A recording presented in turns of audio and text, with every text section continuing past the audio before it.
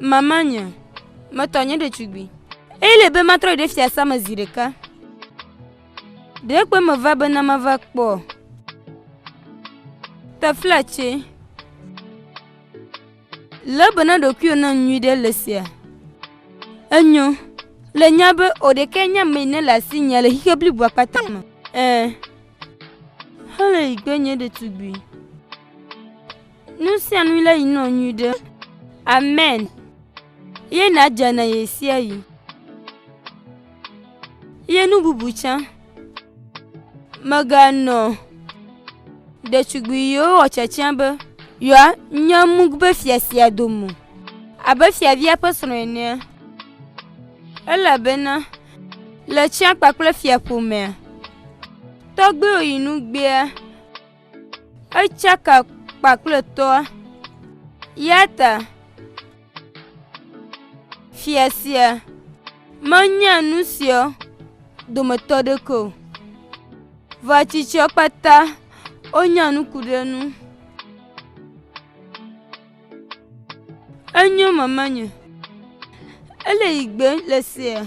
Agno nye de Chugbi. Akpe no kakam grandma. Malon ale gbegbe. Nyaka onyi glon lele.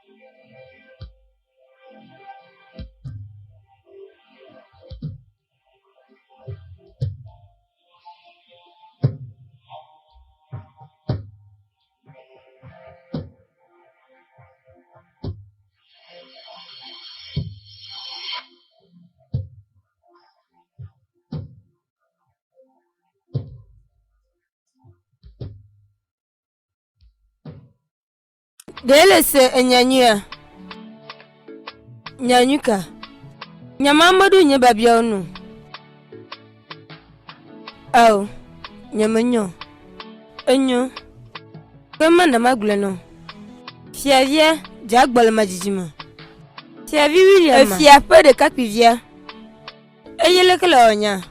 Mase ime fiasia pakpa fiavia da olonfum. Yepo gbogbo elenyo ale gbegbe. Choka ka imojia, me va kope si me kpozir katitio. Me se chambe de kapi nyudo nya. Nyama le goma semu. Le sebe ejodeka. Namoka. Elabe adeze kpakule fiase kwenya me jesia. Ye miapo fia nu gbe ntocha me jesio. Dekwe dia Amerika wanwe musile. Ela jurumbe wanyanu isusu mele. Miapo fia vinyonwa enya kokwa le gbegbe. Eye fia sia chani yakokponto. Ata odulanya de kakwinya kokpo keke. Oh. Vana nyeba madi amiade kalipopu mamawadi. Leken matogbiate wavam. Odula majila gbegbe odula di amiade. Yata magade susu bada. Uju, le nyaba dochovi yenye. Eye, nye ntacha mwenye dochovi. Azon katele le susu. Benafia William. Modo nana kela odeju. Bakle dochovi abemia wenu. Trokpom danide. Mwenye dochovi gbolo kwe mwenye. Dofwe koko keke mele.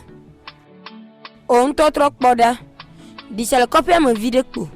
Tugbi okpata, odom torke manya kokpo abenyenu. Yata magasusu intochon. Hey, dochovi. Inele dofwe koko keke. Dochovi, ile dofwe koko. Eyo nyi glochunu no.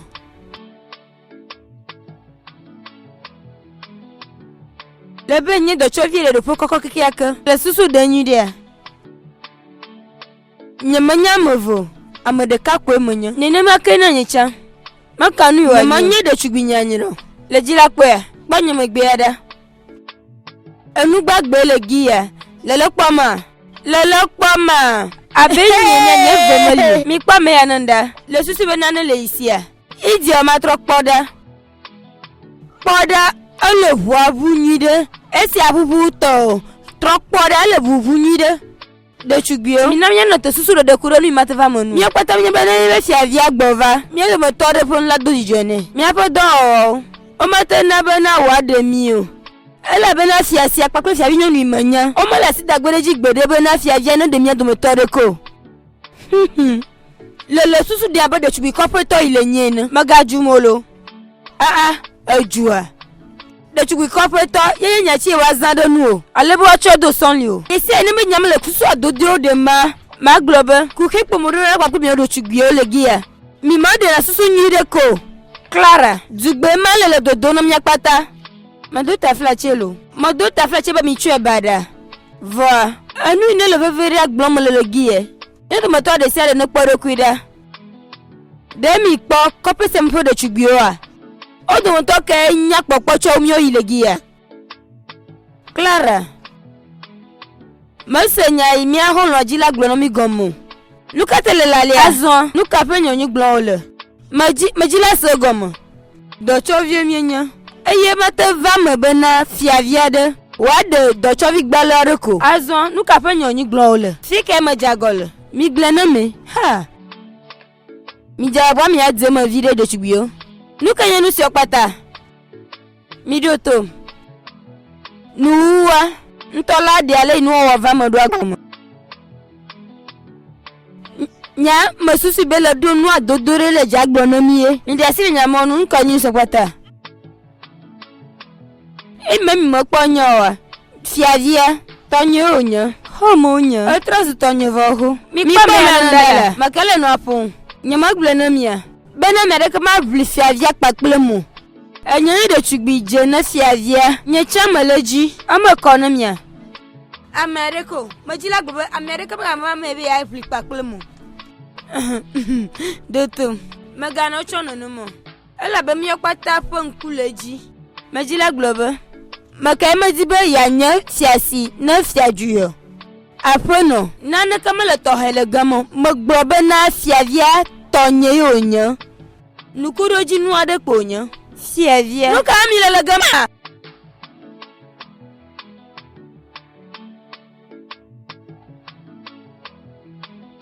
eyewe Clara mato fiavi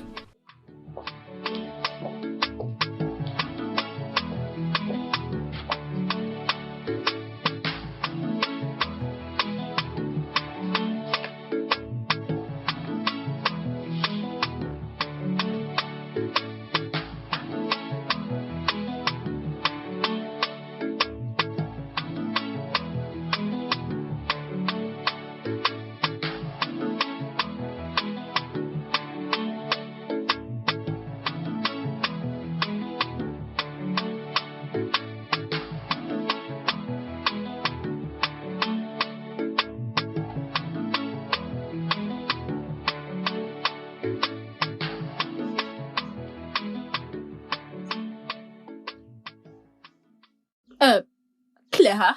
Nye fiavi. Clara, nye fiavi. Adele ko la kwa mo le mozon pa klo nonya. Yata ele no ben na le ben afia mo. Ama kono wa. Nye fiavi. Le ben afia mo nyire.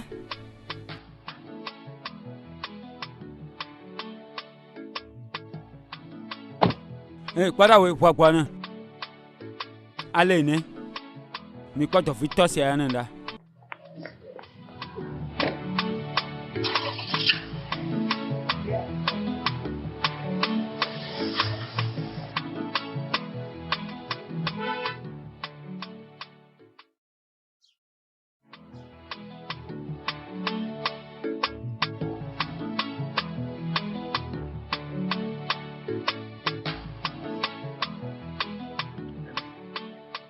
Fiko ni yole. Mo vitala ni hafia ba bia manu. Lukata ma bia imo le gio. Nyamala nu pono apona manyande sia. Waka, wonya poto manyande sia de. Bon vlu ya dala. Na mo nyole ga yo ngoma to binanke la dunya kwa klem. Obin kejo. Nuka tolo oju, nuka jojo. Le la te hojise. Loto nyamani hotio. Bolo ki oji ale le nu pono. Bada ha biso no fo. Wonto ha biso la fa. Biso no fo deve. Note na manyo le ga junkiare ma po ina na kento macho obi jema ino na mami jema de ko ka ya jo ma vinowa boda ma yele cho ma fa vinowa boda ram le bode kanu lokata ame ba woni la on punu ne ma do tum holo menya de manya na no njetele de ko fo matele na na ka obo na ma pataminya ame ne so kwa klode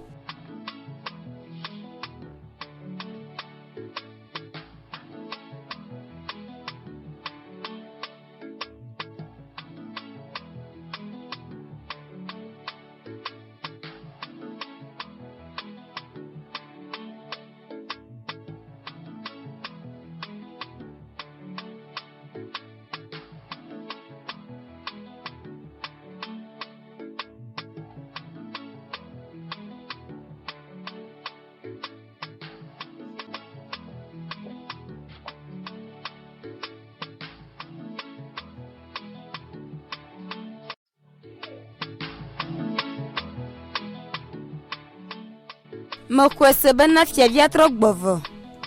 Tafla chefika. Dodo apupu butovu ne ya. Bauda, hey, manyanya intasha glonolo. Da manya bena amajuro mowa. Ojina be ya no Lagos afia vare kope mowa. Ese gomanya ba, ala ba malabo na dokunya. Afia wado gia. Bauda. Mekele no fu. Doto na maglono. Nanya bele dia.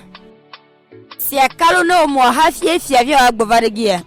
Nui lava mea, ye kpole me vabe. Fada mionu kabento. Nyaka ele jila gloto goma. Fiavi machuchua. Tonyo nya. Tafle si mionu. Fiavi kapo nya glonlele. Fiavi togia, fiavi togomada. Umogo kopi apa fiavia. Tonyo nya. Shizi. Hey. Tabo susu yolo wado kwa mabe heviena. Dracula kanya. Mi kwanu iwo mi kwata mi lele gia. Mi kwata mi jakpo ame nyo le gia. Miaunu. Amakata flache trokpom nyide. Poda. Poda trokpom nyide. Demadi amagbono vi madodo poa. Ntocha maglobe nyekplo wade mi dodo po de ka. O mate cho sokplen gbedo. Eye mi aglo odudu. Nanya odudu toya. Onto na mi akpo ame nyi to nujinu. Mi kwa mi le hazinda. Nyokpata do chovio mini. Yata do chovio po mi anya. Nyamale abe mi awe no. Nya do chovio do po kokko menya. Hey. Do po ndela. De mi le nkude nu nyanyu de. Nu ko nya do chovio do po kokko. Na male abe mi awe ni aro. Keman ka on le le gi. Onto ko mi nye pe. Mata gbara mi ge ko na popo.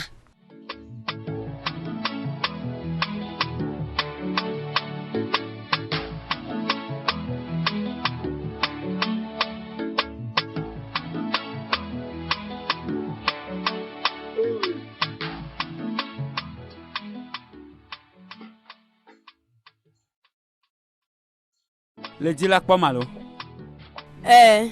Ma yo do mo virevo. Nu ko nyon lele. Ve vi to nya bena me vavo.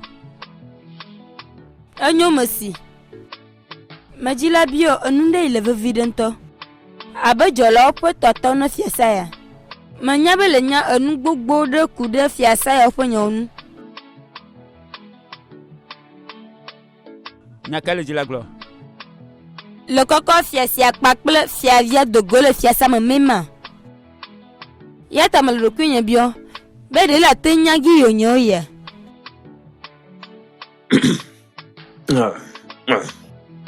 Clara nyateƒe ŋutɔ nye be mekɔkɔ yi ɖe ayameʋudzeƒe eye meɖiwo da ɖi eme dzo. Va nɔtevi ɖe. Ɖe ɖo nye be kuxia ɖe lia. Woe nya mi le babia ma wɔ ne ma. Mexɔ se be fiavia trɔ gbɔvɔ. Mexɔ se be oyi ɖe Lagos dzave dogoe. Fiavia trɔ gbɔ eye woyi ɖe Lagos dzave kpɔe. Nu ka ta woayi Lagos abe ave kpɔe? Eyi mo anɔ tekpɔ le gea. Ɖo tom Uche. Nyɔkpɔta mi nya nyui ɖe. Bena fiavia dzo le kɔƒe ya me yi me wodzi zi ɖeka medze si gi o. Ya ta mexɔ se be oyi ɖe Lagos ale be woakplɔe va ɖe aƒea me. Nye le gblɔ mexɔ se le teƒe. Vɔ ɖekpe ɖea emea menye nye ko he. Uche tafla tse nuete, nɔtenuma. Le nya, ɔfala zã mamlɛ yeye miaƒe fiaɖua. Ele be fiavia wòaɖe nyɔnu. Hafi wɔ yi ɖe fiavia dzi, alo mema? Etutso ma. Yema. Le nya be xɔlɔ nye le nye. Le nya be xɔlɔ nye le nye, hadɔwɔla mi nye. Dzɔlɔ ƒe tata le nye, enya me nye dɔtsɔviwo ƒe tata. Ɖo tom, medi be na wɔ nu vevi ɖe nam. Vɔ nu kaƒe nu kolo le, nu ka di kokɔ le gia. Tafla tse. Clara. Kema le dzi bena makpe ɖe nua. Meka ye wo ŋutɔ le tso be nya.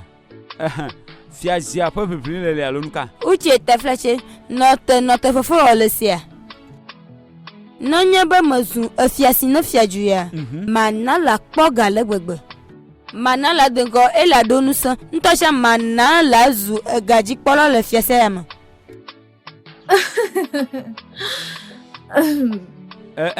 Enya sia etɔ le afi sia.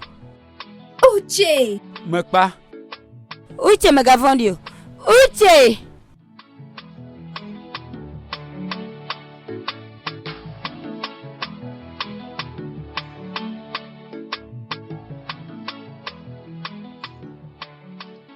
Xɔlɔnye, medzi bena mawɔ biabia ɖe nɔ.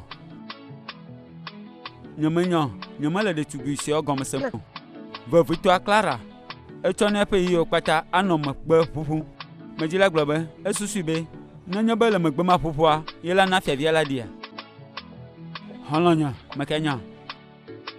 mekenya ne fiavia lɔna mi nye ƒe. Mawo nye. Loto, menyi be ƒuƒu na megbea elabena fiavia dzagbɔ. Xɔdzinye se ewɔna numa xoxo. Le kpɔa obi ya ɖo yoa ɖe. Mekpɔ ne abe nane yi mele bo ɖeke nu o. Katã le nyama gblɔm.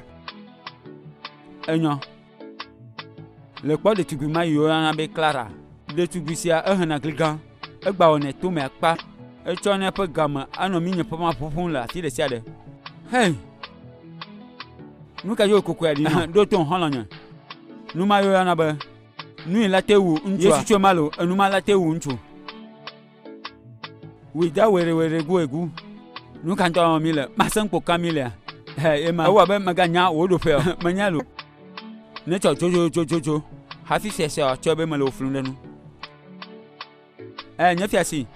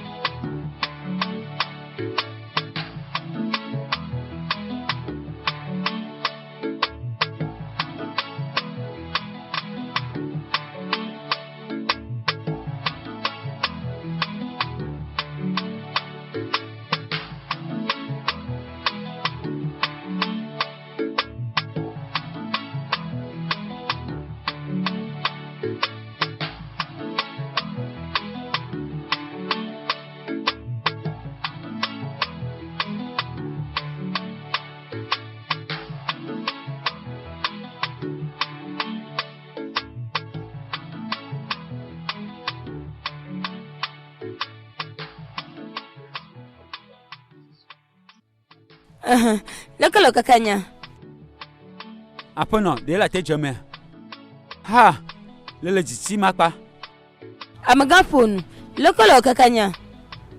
Me do to fiasia gba kple fiavia. Le nu pon ku de fiavia penyanu. Ye me koko gbona da pome. Eyo glonto chambe yo kpo ameyi la jo fiavia nu. Enyonto. Nyatepia. Va. Dele senyare kuren keke anua. Clara. Va jemialo. Para, nyama jagole dio. Nyama bio nyariko. Clara, me do bia dia ono. Nu ke la jo nenya be fiavia gbo. Eye ogbenu la me le nya gbo. Nu ke la te jo. Para, kabisono fe anuma yon le benua. Bena le gbo nyama. Mu vito. Clara, Jesse dokyo, ele bena no fofona mo. Emiaji le no lo. Ouais maman na ko mama magba. Para doton nyide. Ma dasiden de sia de chogbo. Va eduya magba. Jone gablo na gamameko, magaweko. Para fonyo, onto eja mi juro ki ogban. Yata nde sia de la ji chogbo nya le jone. No manana na nya Clara. Nyama juo. Bebio gbalokpo nyama ono. Yata mga mamele wa gbe fluma maka na mamembe ya jumo. Aka mama ga movie fe bia deko. Kwa de tu gbe mu fito ya da. O chane ka ku mu vito le nya. Mu vito ntonto le nya, kwanto viada. Kwa nya sia chikono nya. Nu ka nya nu yakwata. Nu fufluo. He mi ko be sia nandalo. Hey. Da fla ti nu kele jojo. Nya monyo Clara e. Nya manya le maglelo ajekpo on le. O ko se bo du nya de vo o mo jem nya nya. En mado kam la fiade. Demi ate susu mo vinusia. Nyo kpata mito mi apotepo. Vodo pe mo vado nye. Mito mi apotepo kaba. Yelu ka on le ge joibo.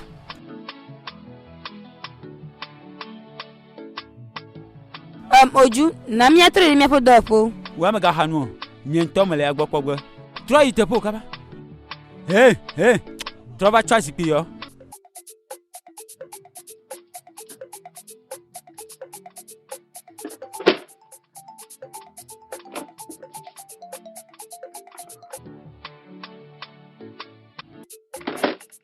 Si te allo, le papa faut te azipelo, ta flash chi te ma tu azipé. Gbedan le nama. Enyo, zikpe enyo ma. Nu ka enyo. Wa? Bon vito sada.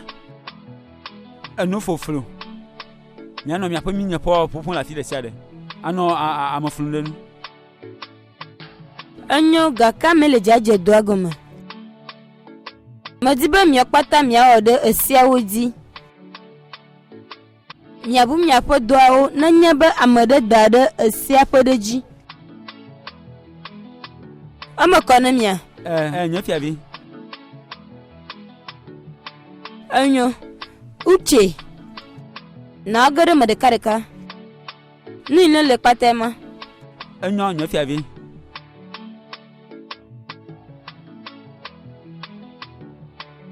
Amade siade ne tro ye pete pozireka.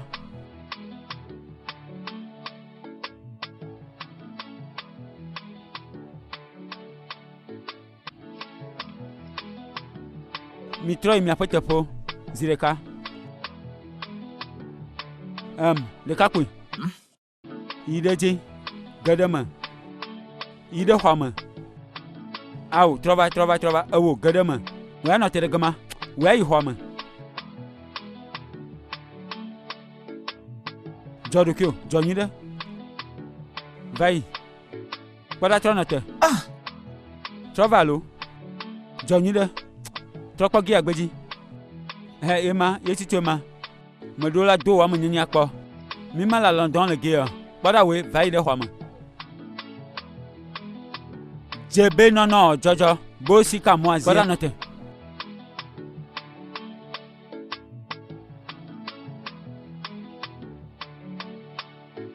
Para unkwade.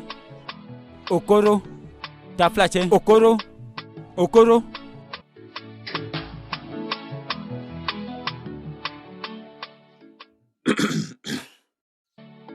Okoro nya ya legea. Dzɔla ye wònye va fiasa me yi le dɔ gbe ne fiavia.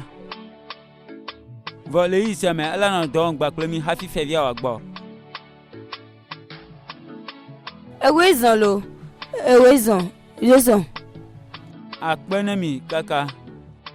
Akpe ne mi kaka. Kpɔɖa mele nɔ be nanɔ nu kom o ɖekakpui. Kpɔɖa mi ɖo esewo le fiasa ya me. Le ɖoƒe gbã. Madanɔ le dɔwɔwui o. Velia. Enya gãgã ɖeke mato le wo nu me le fiasa ya me o. Mada le wo ha dɔwɔla yiwo le gia dometɔ ɖeke dzi o. Gbakple nye le gia. Le agbomakpɔ le gema. Gema nye gi le dzanɔ. Mele nɔ be na dzo le gema nenye be nye me ɖe gbe o. Enyɔ wa. La xɔ to dɔn. De ye me kɔ. Amegã.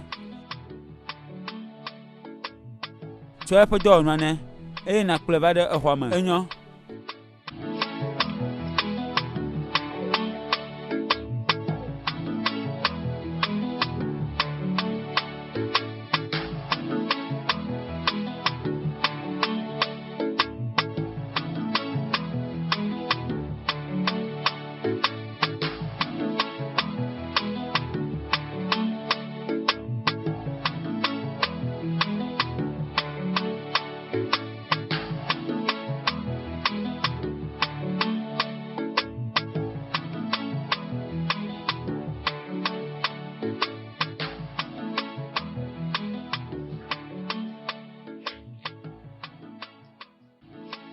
Tafla tse mi yɔ ma. Kpɔɖa de wo afɔkpa mɔ ne. Tafla tse. Nya ke me gblɔ nɔ. Ku ɖe dada ɖe ese yiwo le fiasa me dzi. Me dzi la gblɔ be nu ke nye ma. Ne sɔ ɖi va. Ɖewo ye na de ɖe akplɔ dzi kaba.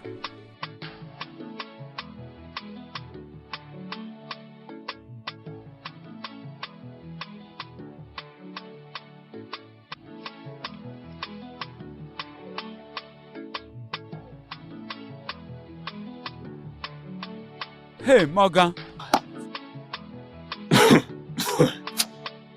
Enya.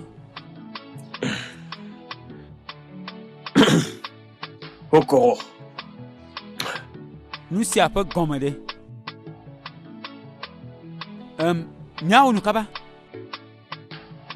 Nye meƒo nɔ ku ɖe ŋuɖoɖo to vonu le fiasa ya me nua.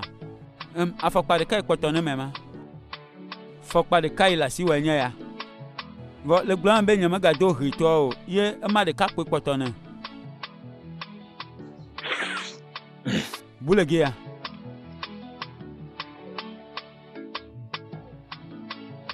Nu ke le dzɔdzɔm le gia? Medo gbe ne mi fiavi. Esi zi nye afɔkpawo. Exɔ wò afɔkpa wa. Nu ka te le xɔ yi ƒe afɔkpa le si? Nye fiavi. Enu siawa wo gbewo le fiasa ya me. Afɔkpa sia ŋutɔ tsã meɖo gɔmesese o. Tafla tse. Afɔkpa bubu le asi wa. Nye fiavi. Exɔ ɖeka ye me dona tsã. Tsɔ eƒe afɔkpawo nɛ. Mɔɖo tɔtɔte la gblɔ enu yi wòado alo mado wòanɛ o. Trɔ tsɔ eƒe afɔkpawo nɛ. Mabo ne trɔ tsɔ eƒe afɔkpawo nɛ. Voa nye fiavi. Ne tsɔ trɔ tsɔe nɛ. Trɔ tsɔ eƒe afɔkpawo tsɔ da asi nɛ. Akpe kaka nye fiavi. Mesu akpe o.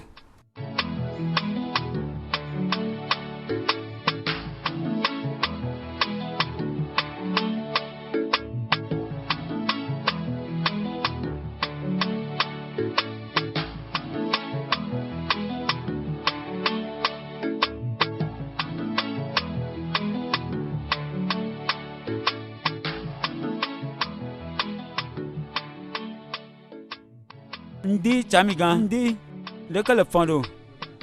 Dzɔla ye le nyea. Chamiga ame ye menye. enyo.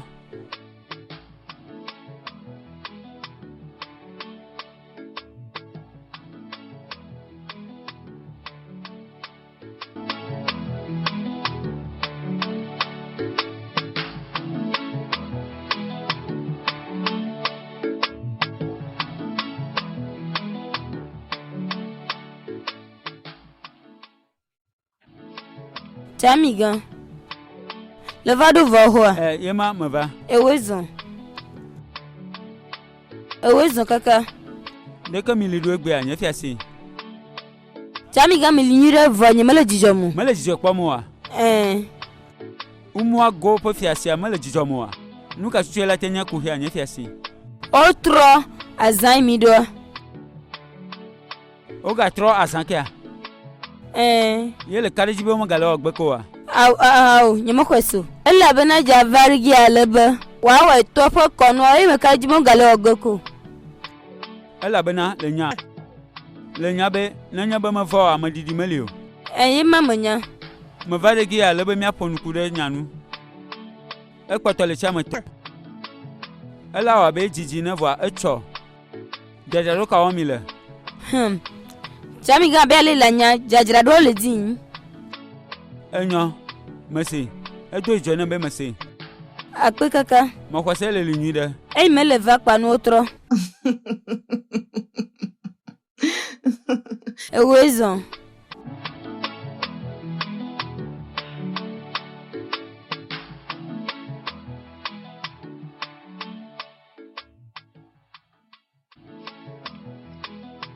Me dogba.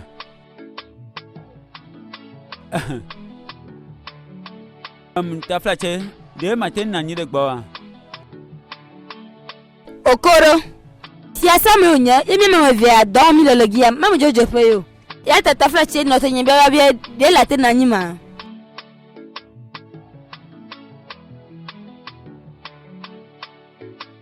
Enyo akpe. Nuka jin lele.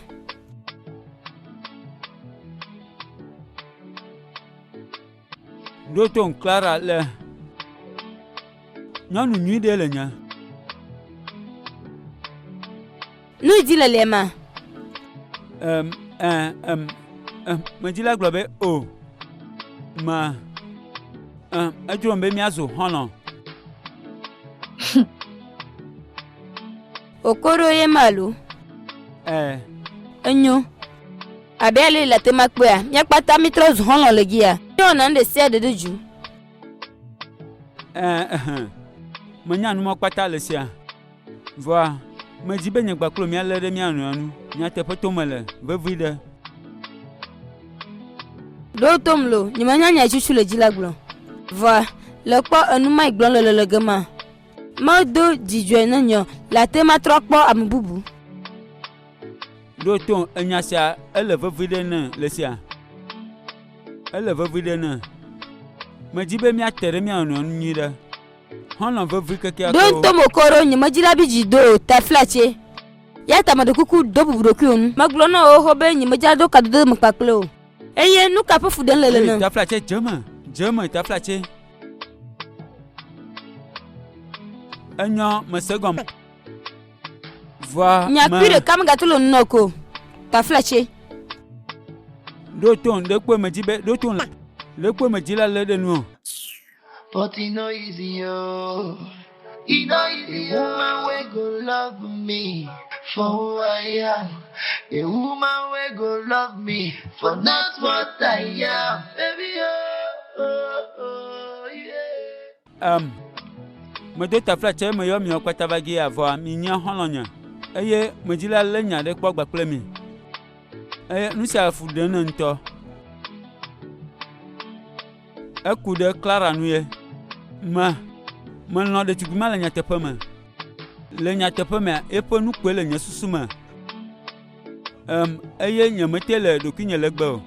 Me chaka legbegbe. Holanya. Le va de gi abe adesron ya. De le va be na tufu klo de tugo na. Me ka de jino. Nyamale onya gomesemolo okoro consider le kakpo le va faire ça menye ya va wonya male nyonu manya glon nu sia unya lo glene do to nyameti lo fefe gba pele o Lesia. Maintenant, de tu gumanto. Eye me dit be macho wazo esronya. Hey, Chineke. Okocha. Le kaku okocha. Le kente chon yo no. Okoro. Okoro. Fon le walome. Okoro. Jagba na fon le wodro mama. La be vide de comme le mot. Hello. Elle no be na fon lo. Dron kula sese. Le non Clara. Na ma bia de canon. De le buta me chodo ki onwa. Elle susu be ya te no jukle Clara. Vous tout gande le miama. Me do pe do po. Ye pe de pe kokonto. Aya dula le nilo. Menye Clara de kolo wo pata. Nana ma na onu hlamanya. Mega mama na be ayi gbo. Elle bena la ho jugbe vinto. Mega susio. Mega mama. Chelu kwa? Fofonya. Lenya de tugwa nene makpole. Wo pata nene le. Matema do jesi nonu gbelo. Wo de comme dina la gvon. Blaton yo nya. Ela tema vame nene ke matem vamo. Meka enu ye wawo. Va no gbesasone alo do nya le mia flundenu. Kwala no te mia flundenu. Na ma glo na okoro. Zan o ga me alebe na cha onu nyi de. Mega glo be nyame kan wolo. Enyo fofonyo medo to mi okpata nisia. Eye akpene mi apenu hlamanya. Wa adon de kai me jibe mi ase gomelegi ya enye be. Medola de Clara. Eye mi okpata mi avade mi alo lepea. Dodore jinema o. Enyo de kakwe mi tro ide mi apojo ope. Bada me jene wolo me nyono o. Me okpata mi jolege ya. Yenu ka te wele doji makla. Mame maga kweke eno foflo. Demi atema hodisia. Muvitoma. Jila chinye gbedova. Wo gbedova. Ichushema. Nye gbedova. Fiavia yenye gbedova. Ye muvitoma jila chijona. Tafla che mi chweke. Nanya ba fiavia nya wo gbedova re azonre nuke onyanya. Dada opesron. De chugbio, nyamanya chushu glomilo. Vomina na maglonya de kanami. Malo chochona be nye fiavi osronya. Wava dim ye waklomi de gbo. Malo chochona nkro. Nyamalo gomosemu. Majila globe nyamalo onya gomosemu. Ama ko sebe obi lonlele. Azonde de mo he on popo. Apono. Tera galo nusian. Amavuti ovo. Eye ngbeto we nyame dongbe anama. Mi kwasi anandalo. 20 minutes la.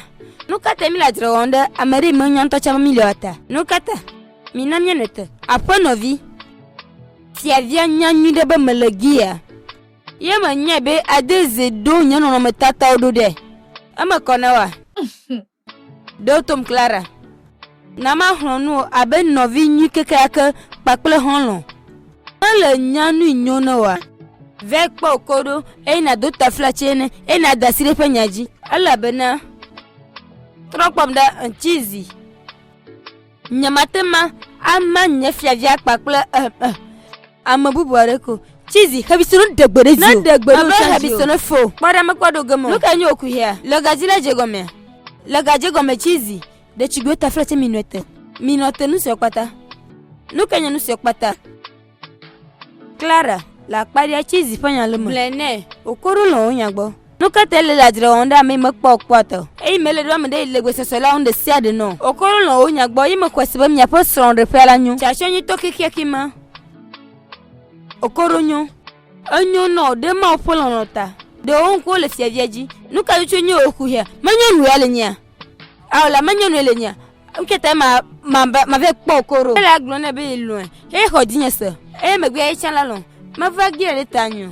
oh lenya midotom lodudo ade glona ba nonye be Mohammed ma ide to ajiwa o tonto la didi va yigbo apano yido korogbo ma kwese ba ala lon le megbe ye nanye ba na we abele ile glare bubuka odoro kunu abanyonu na Nyong nyanya penya glon le.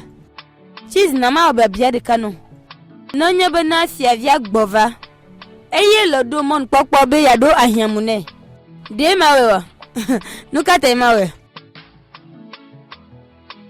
Para nyele babia ma togbi ona. Minote.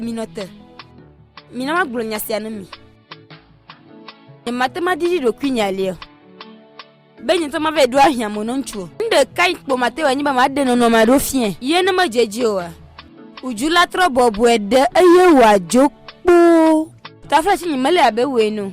Yino na jiro wondo nchuo ade ma jesin to chanu. Ma susu izere kan to chan ma butak makuro no kpo. Ma nyenta cha be we mama. Nyenta nyiku hie. Hika o call. Nyenta la jame idimale. Na nyebele lo kodwa onto idegbo. Yina ve dogo pa. Elebe nu o npo na dokyo. Movito. Na nyento ma onu ije no ma Clara. Onto le nyanyurebe okoro lo ale gbegbe. Nya pesron de pela nyo. Mala doku nya bia be nu ka ta mi ano. Anyare mele tepo adon. Nu ka ta mi le sisire jibe ne ya mere pe nya gbo mo lo agbo. E po ere de le chu ebe okoro la po zire ka tete ntacha. E nyale ma. Vare eke kawe na po gbo nya lo mo po mu. No te lo amaka. Makwasebe le dolon lo toke de na medialo. Yen kape jatra on le be ete non kwa fiavia. Mi bia nam lo. Ta frete mi bia la. Ta frete ape no donchi. Okoro na maglono. Ele nye drombe maglonya de no. Doton Clara menya hauchi. Meta onyi. Ah. De me kpoti zi o. Eno onya gbo. So ya bo hu. Alo de me kpodu jesi o. Do jesi nuka obi. Do jesi nuka. Nyame kpo nyana ne kento.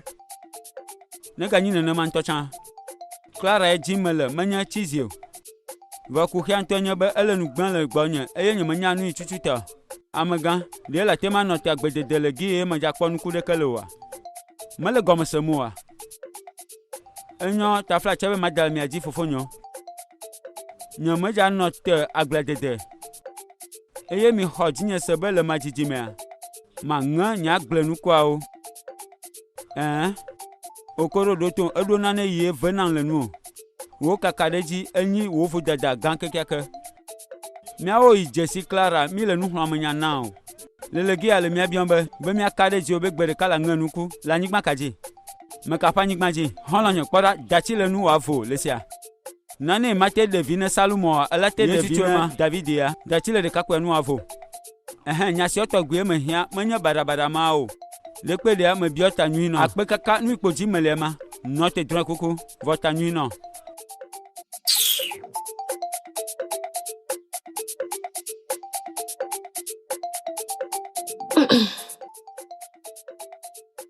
Nou kele jejon le gia.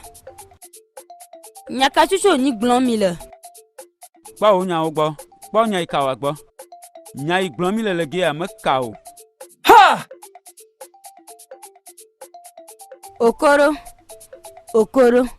Ta fleche honusia.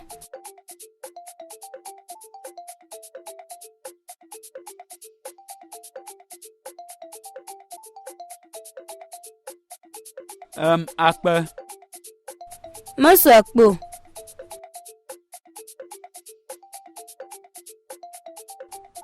Adama jila du pomlo. Comment on te la ochachia. Le kwa mazon. Yema, vomi glano dunko. Bora du poma ye na dakpene mau. Vo wea le do tanyube le do de kateti. Nuna na gbalo kponya. Nyaka me glo. Nyaka chuche me glo no. Nuna na kponya, nuka tamena mia.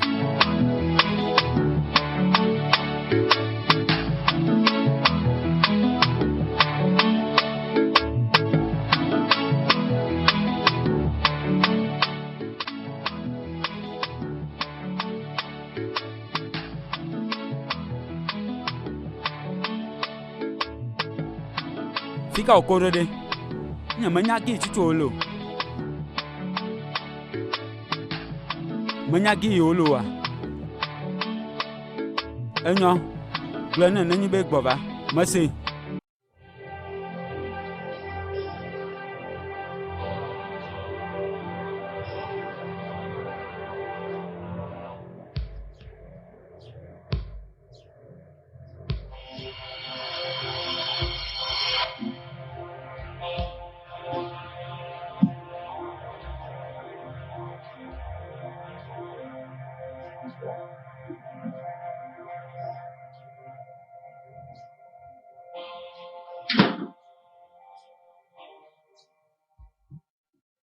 Fika le chogbo. Me dogo be ma kpɔdzɔ ame ɖa. Mawuga le dogo be akpɔdzɔ ame. Ye me ka de gbe ma nɔ.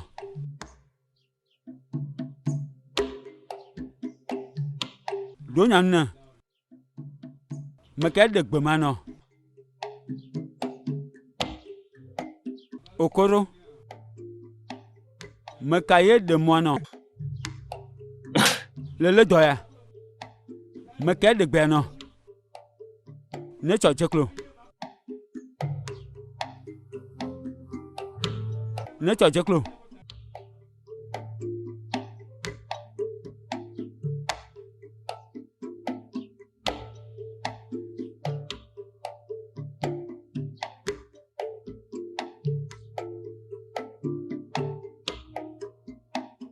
Esia ne nyi si mamlɛtɔa bena le to le fiasa ya me. Ye nyeme de gbe ne o.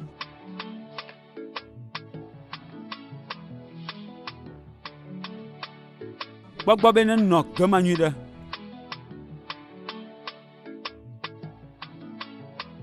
Okoro. Nu ka te le dzeklo le ŋdɔkutsua dzi. Nu ka le wɔ? Nane ko.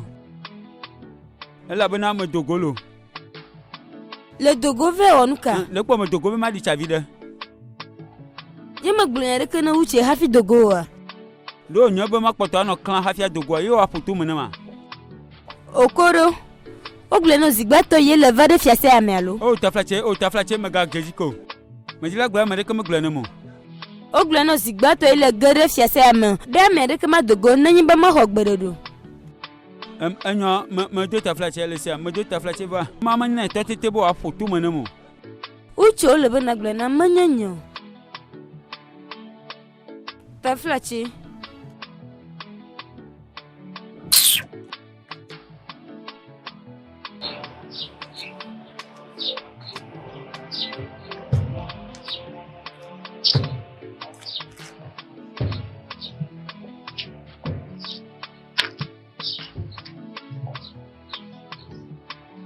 Nɔ te mi nye ƒe ƒuƒu nenema.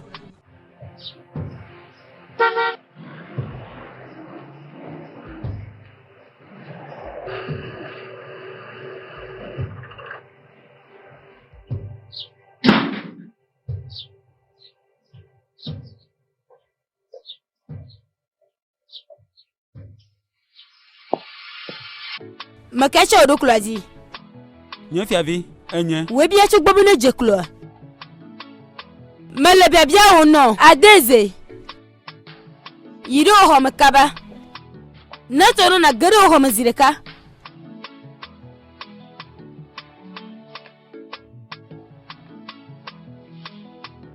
Nu ka wònye le dzɔdzɔm? Nye fiasi edogo le fiasa me yi me nye me ɖe gbe ne o. Eye fi ke le dzo yi. Me do taflatse nye fiasi me dogo ve kpɔ dzo ame ɖa kpoe. Ɖe me nya be adogo le fiase ame gbema bia vo dada ya. Me do taflatse nye fiasi me nya vɔa me ŋlɔ be ma gblɔ ne. Nyateƒea. Enyo.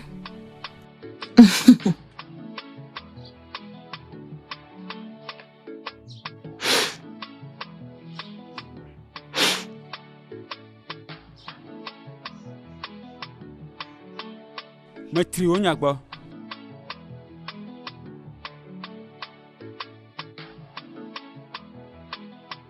Me gba tsi te le ge me.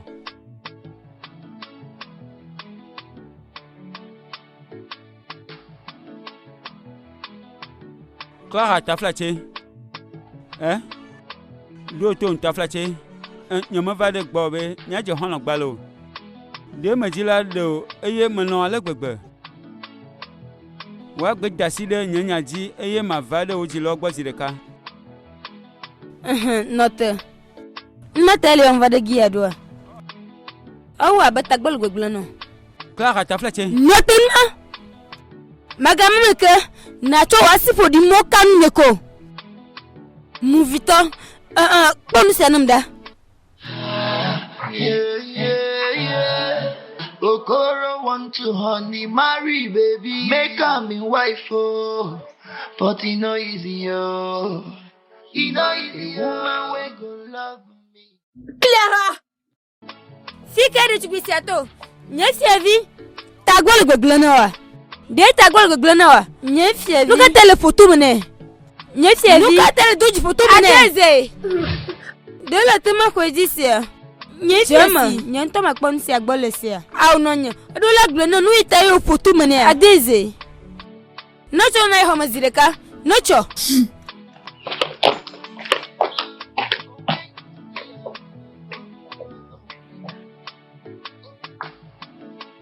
Me do gbena mi nyefiasi. Nuka onyele jojo. Nyefiasi.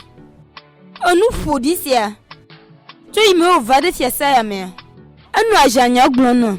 Ye maglona be nyemala dimo be be no joji no mu. Mo no tonye do paklo cho ya fisi afi. Eye egbea. Eyo mi de okwagodo ye oga jenya mo gboglono. Ye mo cheshambe majolo gbo. Eye ola. Ye nyamanya le ye mo kaka photo me no nyefiasi. Nu ine dwema. Nyefiasi. Vonya tepele nti nyame nyebe nyamele jin gbalo. Alobo ma je hono kle. Me glona be matemali. Ye nyeche mo do no be o. Strande dia jizizi ya. De le do te.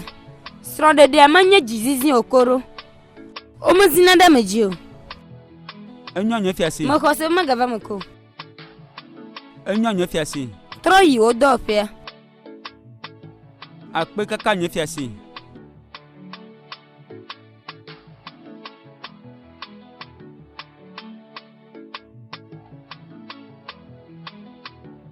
Bulegia.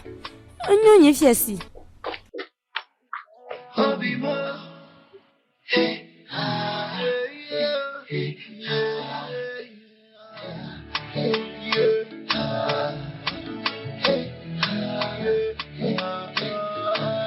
True love is hard to find you, hard to find you. But when you see a Okoro want to honey marry baby, make her me wife oh, but it no easy oh, it no easy oh. Makonya. Enyo Okoro e. That's what I am.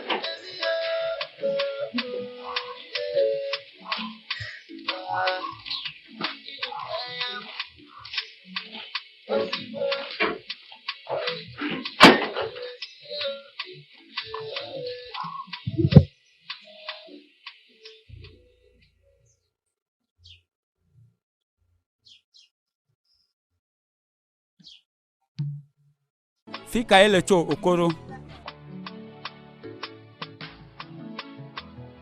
Dogo. Le dogo e. Me de mono be na tole fiasa ya me. Mele agwaji kwe. Le agwaji. Eye pate ma. Me gale wo biagbeke. Me kaye de mono be na tole fiasa ya me. Nyama glono be me ga jole wo do pe wa. Le kwe me to be ma pon le cave. Eye pate me. Mlani da nyigba. Nuka.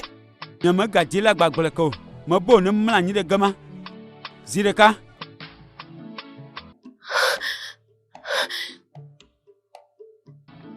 Il n'avait dit pas mato vane.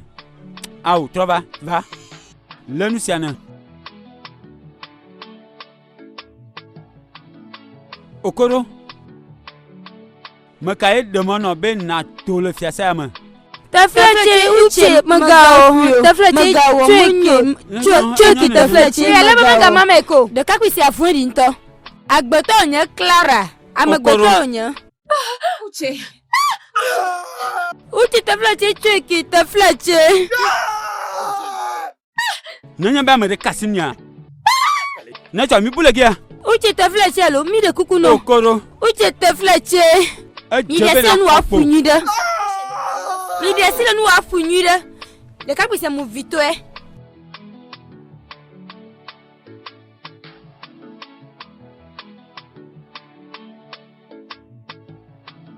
Ta flache chwe ke. Achon kakiamaka. Ta flache chwe. Ta flache. Macho akia. Le bon monuka. Boyada. Nje twele nya. Okoro. Me ket de gbeno be na joda le fiase ama.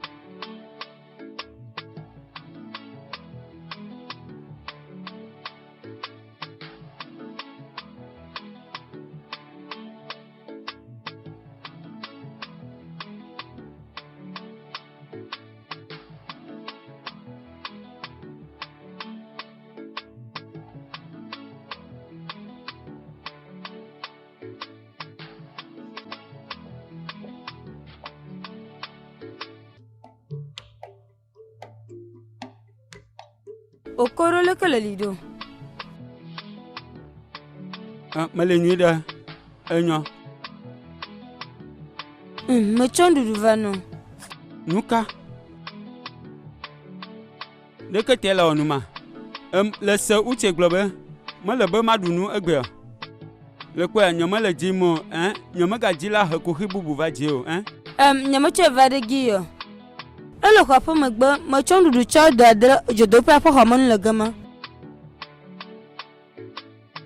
Voi. Nanya bo dogo yo me kpon le giyo. Ela ga twa zukuhi bubu. Magahano joyi, nanya bo va, maglo no bele inugodo. Ele me le giya le, mo dikpono. Le kadedia. Ye chuchema de blakaba le sia. Ta flache. Akpe. Me swakpo.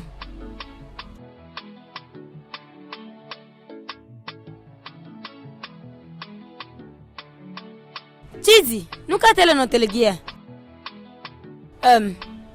Okoro ide afodi eyata. Monoteregia le gia kpone. Nyama se gomo kaka me ya je gomo. Nyaka gomo se melo. Nuka gomo meso. Nuka chuchu enyi oku hia. Onyo no vinya magahanu. Nu de sia de do zigbanto. Hey Chizi. Nyanko le dio, nyanko vi de kale dio. Denu ka chuchu ta. Denu ka ta nuka chuchu enyi oku hia. Para de chugbi nyamado gamu. Nyamado gamu de kantono o. Chizi, azo magado gamu namu. Madu gamu na le isi amu, pamagangolbo. Atana jenike, moro tanaro, oga na tenti. Makanu yonyo.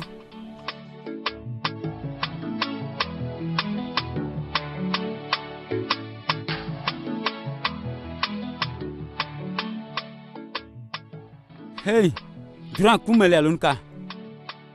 Nuka nyo lele. Ah, hey. Dan du madi zireka. Da ndu gbamadi zireka. De le jenwa. Cho dari kaba. De lamato le onuma. Wa de buya. De lamato le onuma kabanto. Ah, amagbe le ga doji le nyilalu. Le vare fiasa me be adunuye.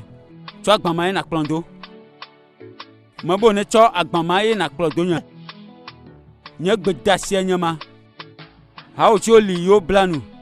Le chochi oma. Va wanya ya le lundu le gia. Ta flache dole nyawuye. Ta flache ado na nyawuye. Ado le nyawu. Ado wi kuwe jawo. Klondo nya. Do nyobe le vare fiasa me be ya dunu avo. Ye le doji ndu agba poto le nume no we.